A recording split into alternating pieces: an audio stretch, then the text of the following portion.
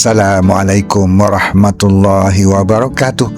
Selamat bertemu kembali di Masri Muhammad Channel dalam siri Malaysiaku episod yang ke-66 kali ini. Marilah kita sama-sama berdoa agar negara kita Malaysia sentiasa dirahmati dan diberkati Allah Subhanahu wa taala.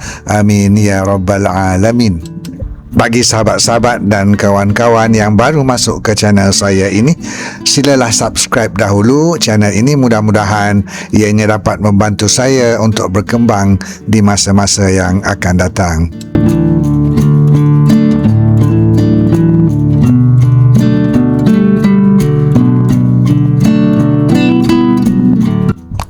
Sahabat-sahabat dan kawan-kawan semua, sekarang ini ramai orang berbicara tentang satu harta karun yang bakal menjadi sumber kekayaan baharu bagi mana-mana negara yang mengeluarkannya. Mana-mana negara yang dapat mengeluarkan bahan ini akan mendapat keuntungan ekonomi yang besar kerana kepentingannya dan juga harganya yang mahal. Bahan ataupun unsur yang saya maksudkan itu ialah nadir bumi ataupun dalam bahasa Inggerisnya Rare Earth Elements, REE. Elok juga kita ketahui apa itu nadir bumi ini dan mengapa ianya menjadi begitu penting di dunia sekarang ini. Nadir bumi ini ialah sekumpulan 17 unsur logam istimewa yang terdapat di dalam tanah. Unsur-unsur ini sukar ditemui dalam bentuk terkumpul yang padat di permukaan bumi walaupun ianya banyak. Maknanya unsur nadir bumi ini banyak terdapat di dalam tanah tetapi berselerak dan sukar serta mahal untuk dilombong. Namun penggunaan teknologi moden yang meluas sekarang ini sangat memerlukan nadir bumi dalam kuantiti yang banyak. Dianggarkan lebih kurang 70% nadir bumi digunakan dalam pengeluaran smartphone, telefon pintar, chips, semikonduktor dan juga gentian fiber. Saya cuba paparkan di sini ringkasan kegunaan nadir bumi yang sangat banyak itu, dari peralatan elektronik seperti smartphone, chips dan juga semikonduktor, magnet dan motor di dalam kereta elektrik EV, bateri, pencahayaan, pertahanan udara seperti jet pejuang dan drone, sehinggalah peralatan dalam industri pengimejan, kesihatan, semuanya memerlukan nadir bumi ini. Maka atas kepentingan dan penggunaan yang banyak inilah saya telah menggunakan istilah harta karun di awal video tadi. Selanjutnya, mari kita sama-sama lihat negara mana yang menjadi pengeluar terbesar nadir bumi ini sekarang ini. Di sini saya tunjukkan bahawa dalam tahun 2026, negara China mengeluarkan hampir 70% bekalan nadir bumi global, diikuti Amerika Syarikat 13% dan Australia 7.4%.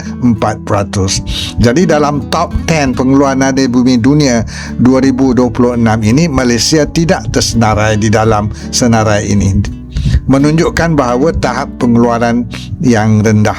Negara ASEAN yang tersenarai hanyalah Myanmar 5.6% dan Thailand 1.2%. Tetapi yang peliknya, beberapa data perdagangan antarabangsa yang terbaru mendapati Malaysia menjadi antara pembekal utama produk nadir bumi kepada Amerika Syarikat dan juga Kesatuan Eropah. Jadi ini menimbulkan persoalan yang sangat menarik. Jika Malaysia bukan pengeluar utama, mengapa statistik perdagangan menunjukkan Malaysia mengeksport sejumlah besar produk nadir bumi ke Amerika Syarikat dan Eropah? Kita lihat di sini Amerika Syarikat mengimport sekitar 80% daripada kegunaan nadir buminya, dan 70% daripada import ini datangnya daripada negara China. Namun yang penting, data ini telah menunjukkan USA mengimport sejumlah 13% daripada kegunaan nadir buminya dari negara kita, Malaysia. Sama juga di sini saya tunjukkan data daripada Eurostat 2025 yang mana mendapati 23% import nadir bumi EU, yakni sekitar 3,500 metrik tan datang dari negara kita, Malaysia.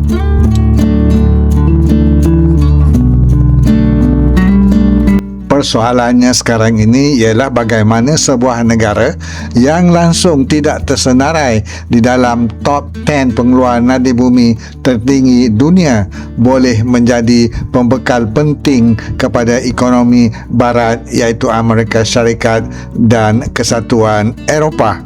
Dalam hal ini saya melihat bahawa Malaysia mengambil pendekatan yang berbeza. Malaysia memilih untuk menjadi hub pemprosesan nadir bumi. Ringkasnya, Malaysia bukan menjual bahan mentah. Malaysia menjual bahan yang telah diproses, dan dalam mana-mana industri, produk yang telah diproses hampir sentiasa mempunyai nilai yang lebih tinggi berbanding daripada bahan mentah. Apa yang berlaku sebenarnya, biji nadir bumi ini tidak dilombong di Malaysia. Sebaliknya, ia diimport dari lombong Mount Well dari Australia. Selepas tiba di Malaysia, iaitu di kilang memproses nadir bumi di Gebeng, Pahang, iaitu antara fasiliti pemprosesan terbesar nadir bumi di dunia yang terletak di luar negara China. Jadi selepas tiba di Malaysia, bahan tersebut barulah menjalani proses cracking, leaching, separation dan juga refining.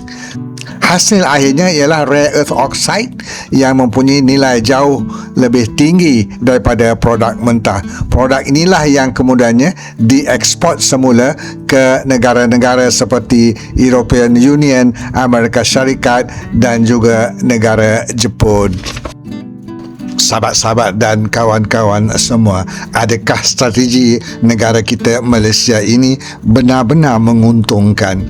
Mengapa kerajaan tidak saja membuka lebih banyak lombong nadir bumi dalam keadaan permintaan dunia yang sedang meningkat ini? Adakah kita sebenarnya kehilangan peluang berbilion-bilion ringgit, atau negara kita Malaysia sedang membuat keputusan yang jauh lebih bijak daripada beberapa negara lain?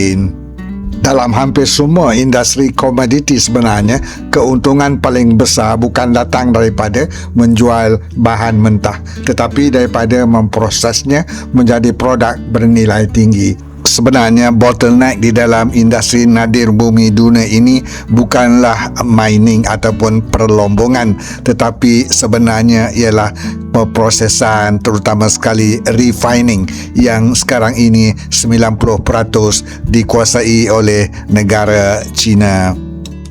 Sebab itulah Malaysia melarang ekspor nadir bumi mentah ke luar negara demi menggalakkan industri pemprosesan tempatan. Langkah strategik Malaysia ini diperkuatkan lagi dengan adanya persaingan teknologi dan perdagangan antara Amerika Syarikat dan negara China, dan ini membolehkan Malaysia mendapat keuntungan daripada isu geopolitik ini.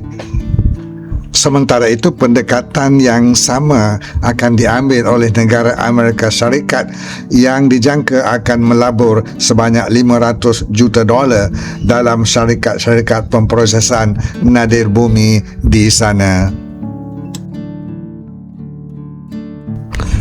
sahabat-sahabat dan kawan-kawan, sebagai rumusannya, saya berpendapat bahawa strategi Malaysia memilih untuk menambah baik produk nadir bumi ini melalui pemprosesan jika dinilai berdasarkan aspek ekonomi, ianya suatu langkah yang tepat dan bijak.